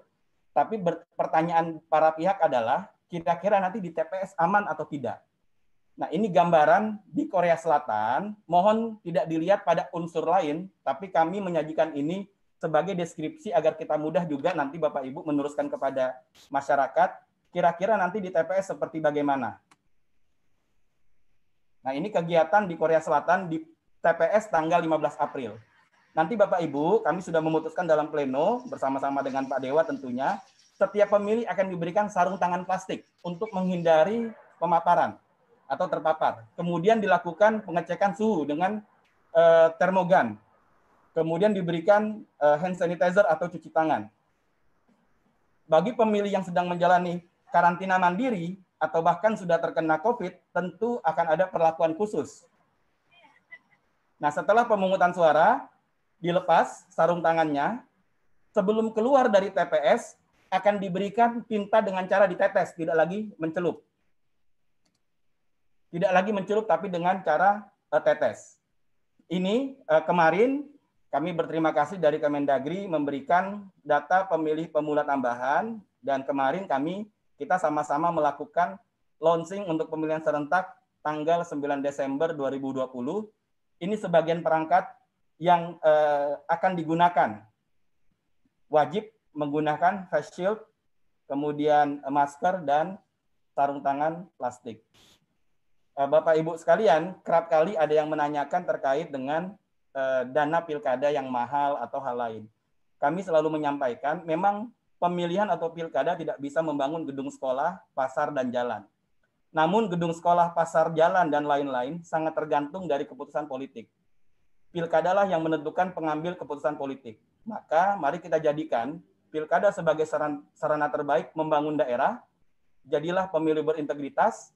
Pemimpin berintegritas hanya lahir dari pilkada yang berintegritas. Ada Pak Dewa, Pak Pirian, terus Pak Pris, Dirjen Keuangan, Dirjen Administrasi Kewilayahan, kemudian Pak Bahri dari Direktur Keuangan Daerah, kemudian Dr. Roni dari Otonomi Daerah. Ini memberi gambaran jelas bahwa betapa kalau kita di Kementerian Dalam Negeri solid mendukung sepenuhnya teman-teman penyelenggara. Harapannya kawan-kawan khususnya 4 instansi ini juga solid mendukung penyelenggara di level provinsi dan kabupaten kota, khususnya Dinas Kominfo dan Biro Humas dan Bagian Humas, kemudian Badan Kantor Kesbampol, Dinas Satpol PP, kemudian Biro dan Bagian Pemerintahan kabupaten kota yang khususnya akan melaksanakan pilkada serentak. Provinsi Bengkulu menyampaikan terkhusus untuk kami Kabupaten Jalbong sudah siap untuk melaksanakan pilkada serentak. Namun dari hasil kami pertemuan dengan KPU dan Bawaslu, mereka akan melakukan pengkajian ulang anggaran mereka untuk penyampaian dana COVID. Nah, di situ perlu kami sampaikan ada permintaan KPU untuk penambahan anggaran pembelian untuk proses swab. Oleh sebab itu kami dari pemerintah daerah menyatakan kami tidak mampu untuk menambah itu karena sudah banyak anggaran kami yang tersedot ke kegiatan COVID. Oleh sebab itu kami mohon berkenan untuk tambahan anggaran KPU untuk kegiatan pembelian pelaksanaan tes swab dan Bawaslu ini bisa dibantu dari pusat. Mungkin itu saja dapat kami sampaikan. Terima kasih. Pak siapa Pak? Mohon izin Pak siapa? Pak Denny, Kabupaten Rejang Lebong. Posisinya apa Pak di Pak Beni di Rejang Lebong? Sekda Pak ya, Sekda Rejang Lebong ya Pak, Pak Sekda ya. Ya makasih Pak Sekda. Pak Sekda Rejang Lebong terima kasih. Sudah langsung dicatat. Nanti direspon teman-teman. Silakan Bulungan tadi. Bulungan Kalimantan Utara ya. Tadi Bulungan tadi ada ya. Mana? Ya, terima kesempatan. Provinsi Kalimantan Utara ini. Ya. Nama kami Yunus Luat dari PLT Kasatpol PP Kabupaten Bulungan Provinsi Kalimantan Utara. Mantap. 1. Kami usul harus ada pemberian penghargaan kepada setiap daerah. 270 daerah yang melaksanakan pilkada serentak. Supaya mendapat penghargaan kalau dia 1. Nilai tertinggi dalam artian partisipasi pemilih harus lebih tinggi. Kasih penghargaan supaya tidak sia-sia kita bekerja. 2. Kasih penghargaan kepada setiap daerah yang wilayah kerjanya aman, kondusif. Tidak ada hal-hal yang mencederai demokrasi. Kenapa? Karena kita harus semangat se-NKRI ini untuk menjaga selalu keamanan Republik Indonesia ini. Kita pinjam istilah dari Cicero, salah seorang filsuf berkebangsaan Italia yang mengatakan salus populi suprema lex esto. Keselamatan rakyat merupakan hukum tertinggi bagi suatu negara. Oleh sebab itu jangan hanya karena demokrasi kita sedang jalankan, karena pesta ternyata ada yang rusak. Kalau Kabupaten Bulungan Provinsi Kalimantan Utara sudah selalu siap untuk laksanakan, mari kita bersaing untuk kebaikan, jaga wilayah kita aman, kondusif, biarlah bebas memilih untuk kebaikan supaya orang-orang yang terpilih betul-betul amanah untuk membangun daerah di mana dia ikut. Jangan hanya niat ikut saja. Siap. Terima kasih. Terima kasih, bagus semangatnya Pak Kasatpol PP Bulungan. Semangatnya luar biasa untuk mensukseskan pilkada serentak. Sudah dicatat langsung Pak Komandan Besarnya ini, Pak Dirjen Administrasi Kewilayahan itu. Ya, silakan yang selanjutnya.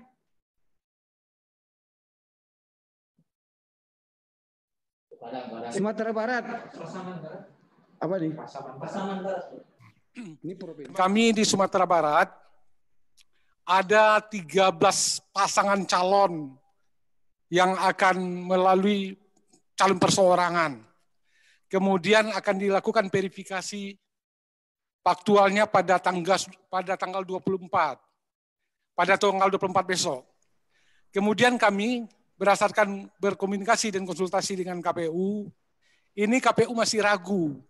Khusus untuk APD, dananya katanya dari APBN. Sesuai dengan dalam rangka mencermati surat dari KPU RI kepada para sekjen, sekretaris KPU Kabupaten Kota dan Provinsi, itu dikatakan itu adalah APBN. Sementara kepastiannya belum jelas sampai sekarang. Sehingga KPU dan Bawaslu Provinsi ini masih menunggu suatu kepastian. Sehingga kalau memang kebutuhan itu sangat banyak, ini akan susah kita untuk melakukan pengadaan bagi yang bersangkutan. Kemudian yang kedua, kami informasikan juga, kalau memang dananya melalui APBN, ini proses pengadaannya yang dilakukan oleh KPU berdasarkan Perpres nomor 16 tahun 2018, ini mengalami proses. Karena ada penunjukan siapa yang pemenang. Ini mohon petunjuk kepada Pak Dirjen, yaitu Bina Keuangan Daerah, tadi juga disampaikan, Kemudian saya juga mohon petunjuk ini kepada KPU, bagaimana solusi yang harus kita lakukan di Provinsi Sumatera Barat ini dalam rangka menyikapi hal-hal yang seperti ini. Karena KPU mengajukan dalam rangka peminjaman katanya sampai 13.000 masker yang harus diadakan pada minggu ini untuk melakukan faktualisasi, verifikasi faktual. Kemudian juga termogan. Ini kan nggak bisa diadakan secara cepat seperti termogan ini sebanyak 1.200 ini per KPPS, ini kan nggak bisa secara cepat. Sementara KPU menginginkan kalau bisa barang-barang ini harus sudah sampai di Nagari di KPPS itu pada hari Senin besok atau hari Selasa, sehingga bisa hari Rabunya dilakukan verifikasi faktual. Ini mungkin Pak Dirjen, kami mohon ada solusi, kemudian nanti juga malam nanti akan kita diskusikan lagi dengan kawan-kawan KPU yang ada di provinsi. Sekali lagi terima kasih Pak Dirjen. Mohon ada kata-kata yang pas, solusi yang pas pada hari ini. Terima kasih. Wabillahi taufiq wal hidayah. Assalamualaikum warahmatullahi wabarakatuh. Terima kasih Pak Naswir, Kepala Badan Kesbangpol Provinsi Sumatera Barat. Memang kelihatannya Sumatera Barat ini yang menjadi perhatian kita secara khusus karena Provinsi Sumatera Barat ini memang salah satu mungkin daerah yang paling banyak calon perseorangan dibanding dengan daerah lainnya. Dan tadi sudah diungkapkan, silakan nanti rekan mungkin dari Dirjen Keuangan Daerah yang bisa menjawab atau mungkin juga dari KPU. Namun demikian Pak Naswir, saya selaku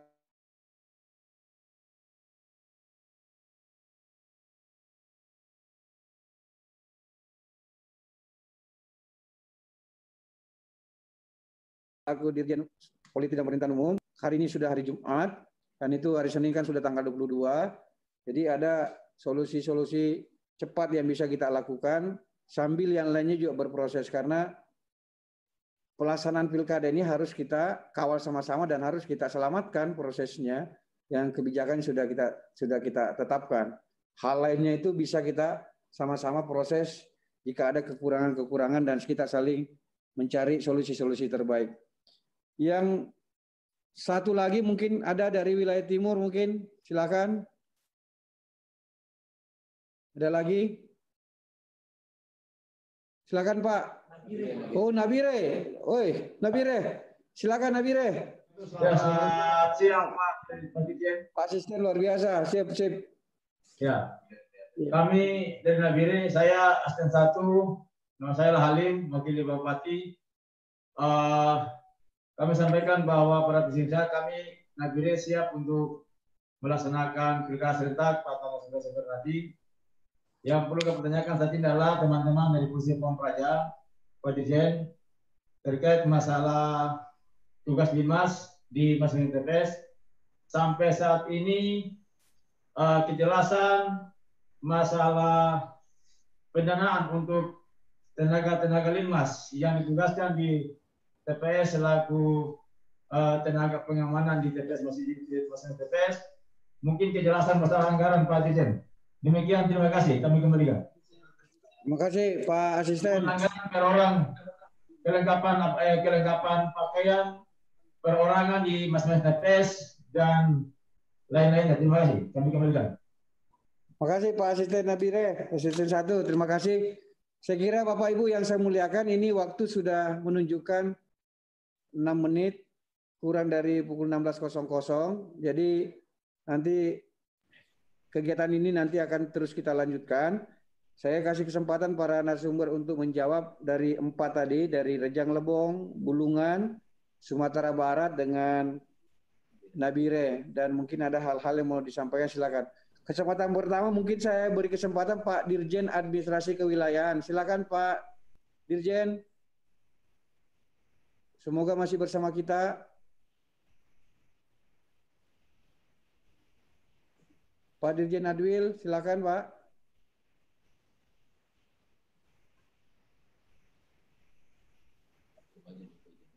Atau mungkin Pak Pirian dulu, Pak Pirian, silakan Pak Pirian.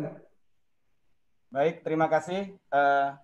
Abang dah kalian singkat-singkat saja. Pertama terkait dengan tes swab. Kebijakan kami Pak Sekda Rejang Lebong, terima kasih. Tidak ada tes swab. Yang ada adalah rapid test. Oh, rapid test. Ya, jadi clear demikian. Yang kedua terkait Pak Yunus Luat dari Bulungan. Kita sama-sama orang Kalimantan. Itu batu cincinnya kiri kanan luar biasa itu. Luar biasa. Kalimantan semangat ya Pak kita Pak ya. Ada waktu saya coba ke sana, mudah-mudahan penghargaan untuk tingkat partisipasi tertinggi serta aman dan kondusif. Singkat saja, ini jadi masukan. Kalau saya jawab sekarang apapun juga, rasanya belum relevan. Nanti setelah ada keputusan kan lebih enak, Pak. Terima kasih Pak Yunus, terus semangat. Kemudian Pak Saman, terkait dengan perlengkapan untuk verifikasi faktual. Memang benar demikian, Pak. Sekarang ini kami juga terus mengupayakan, karena tanggal 24 Juni verifikasi faktual harus dilaksanakan dan di Sumatera Barat ada. Setahu saya Kaltara juga ada di tingkat provinsinya. Dari 9 provinsi, Kaltara dan Sumbar yang ada. Kami hari ini, kalau tidak ada kendala, mudah-mudahan selesai, akan menerbitkan surat edaran. Karena peraturan KPU tata laksana untuk pilkada, untuk pemilihan di masa COVID, baru hari Senin di RDP kan. Sementara rekan-rekan kita semua perlu payung hukum. Maka KPU RI, saya dengan Pak Dewa tadi kami sudah membahas lagi kemarin, mengeluarkan surat edaran yang secara rinci mengatur apa saja yang perlu dilakukan secara teknis, khususnya dalam penggunaan protokol COVID-19. Misalnya tadi, apakah harus pakai termogan atau tidak, nah itu akan jelas semuanya ada di situ. Mudah-mudahan kami upayakan hari ini Pak bisa kita selesaikan. Kemudian terakhir terkait dengan dana Linmas. Di NPHD yang sudah ada itu diatur untuk 7 KPPS. Nah nanti kita cek kembali apakah ada sepengetahuan kami yang dianggarkan selama ini untuk Linmas. Tapi nanti akan kita cek lebih lanjut. Nanti kalau ada informasinya akan kami sampaikan di akhir pertemuan. Terima kasih Pak Birian. Itu memang yang diharapkan kawan-kawan humas terutama dengan Dinas Kominfo seluruh Indonesia, kalau yang akan pilkada, justru bahan-bahan standar dari penyelenggara, baik KPU, Bawaslu, dan DKPP, yang bisa kami bantu sosialisasikan pada masyarakat. Karena bahan-bahan ini penting Pak, supaya teman-teman Dinas Kominfo mungkin takutnya juga nanti maksudnya membantu, malah dianggap menjadi salah informasinya, dianggap malah mendukung salah satu pasangan calon. Jadi bahan-bahan standar itu sangat kami butuhkan dan kami siap membantu mensosialisasikan dengan teman-teman daerah di seluruh masyarakat di daerah yang akan pilkada. Pak Dirjen Adwil mungkin sudah bergabung sama kita. Silakan Pak Dirjen. Ya. Nanti juga Pak Dewa kesempatan terakhir, nanti kami juga kasih kesempatan. Pak Pris juga kami kesempatan, yang lainnya juga kami kasih kesempatan. Pak Dirjen Adwil, silakan mungkin monitor tadi pertanyaan dari kawan kita itu soal Linmas, kemudian soal yang lainnya silakan Pak, termasuk Satpol PP tadi. Ya, siapa? Linmas yang tergabung di TPS, nanti pengaturannya mengikuti ketentuan yang ditetapkan oleh KPU, termasuk protokol kesehatannya. Kemudian juga kebutuhannya itu ikut ke dalam NPHD yang diserahkan oleh Pemda kepada daerah. Ya, kalau untuk Satpol PP itu terutama di tahapan ketika penertiban atribut kampanye, atribut APK. Nah, itu tidak tergabung anggarannya ke dalam NPHD. Nah, itu berdasarkan anggaran reguler saja yang tersedia. Karena pilkadanya ini sudah diketahui dan ditetapkan dari jauh-jauh hari, ya, anggarannya atau simulasinya pasti sudah diperkirakan atau sudah dihitung. Protokolnya ya ke dalam dalam penertiban APK nanti tentu menggunakan protokol kesehatan yang sudah ditetapkan. Nanti akan kami briefing lagi kepada para Satpol PP di seluruh daerah yang melaksanakan pilkada ini. Di 202 tahap pertama kemarin sudah diikuti oleh 200 daerah, ada MIS 70 daerah. Nanti akan kami ulang, ya kami akan simulasikan apa yang harus dilakukan oleh Satpol PP di daerah. Ya, mudah-mudahan sesuai dengan himbauan juga dari Ketua Gugus Nasional COVID-19. Dan juga oleh beberapa pembahasan, semoga APK-nya pilkada di era COVID-19 ini tidak terlalu banyak yang ditempel-tempelkan di di fasilitas-fasilitas publik, ya, karena ini akan pertama akan menambah kebersihan atau menambah kotor di daerah-daerah, dan membersihkannya juga butuh usaha. Karena arahnya lebih banyak nanti barangkali ke kampanye secara online, secara virtual, dan segala macamnya. Mudah-mudahan tidak terlalu banyak. Walaupun demikian, nanti Satpol PP juga harus mengantisipasi dan mencermati tahapan yang sudah ditetapkan oleh KPU, kapan APK dan segala macamnya harus diturunkan. Protokolnya nanti akan kita menyesuaikan dengan tahapan yang sudah ditetapkan oleh KPU. Kemudian ada usul dari Kalimantan Utara tadi, ada penghargaan bagi daerah, yang kita pikirkan. Ya, penghargaan tentu tidak saja dalam bentuk finance gitu, tapi juga ujian, sertifikat segala macam, ya. Kami selaku pembina di aparatur Satpol PP akan memikirkan dan juga selalu memonitor perkembangan yang terjadi.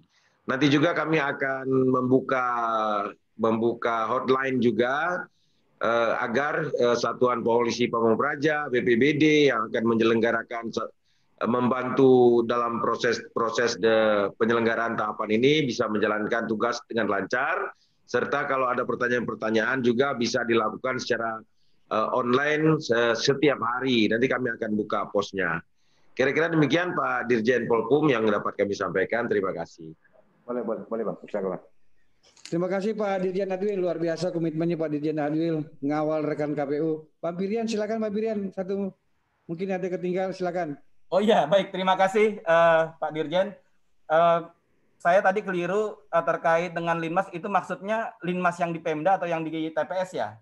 Kalau yang terkait di jajaran Pemda itu tetap, namun Linmas yang membantu KPPS, 2 orang per TPS itu honornya Pak, sudah di kita. Sudah tapi seragamnya, perlengkapannya tidak. Iya. Jadi klarifikasi khawatir keliru. Aja lah kalau nggak ada itu Linmasnya. Iya, jadi kalau Linmas yang melekat di TPS, tiap TPS itu sudah kita anggarkan. Demikian Pak Dirjen, terima kasih. Iya, terima kasih. Berarti sudah, kalau honornya udah clear ya, tinggal pakaiannya ya Pak. Iya, pakai yang sudah ada saja. Iya.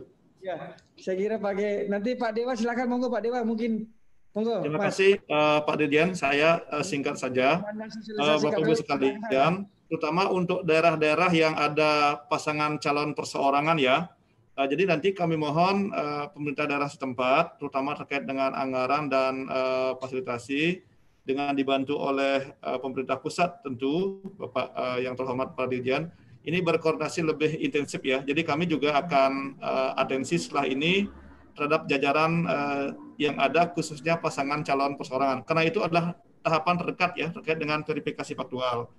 Nah, sementara kalau untuk coklat itu masih ada cukup waktu saya kira untuk berkoordinasi. Nah, ini penting kita memastikan seluruh tahapan yang di awal ini berjalan dengan baik untuk mendorong ya penguatan secara teknis penyelenggaraan maupun psikologis untuk tahapan-tahapan selanjutnya. Jadi saya mengucapkan terima kasih atas atensinya.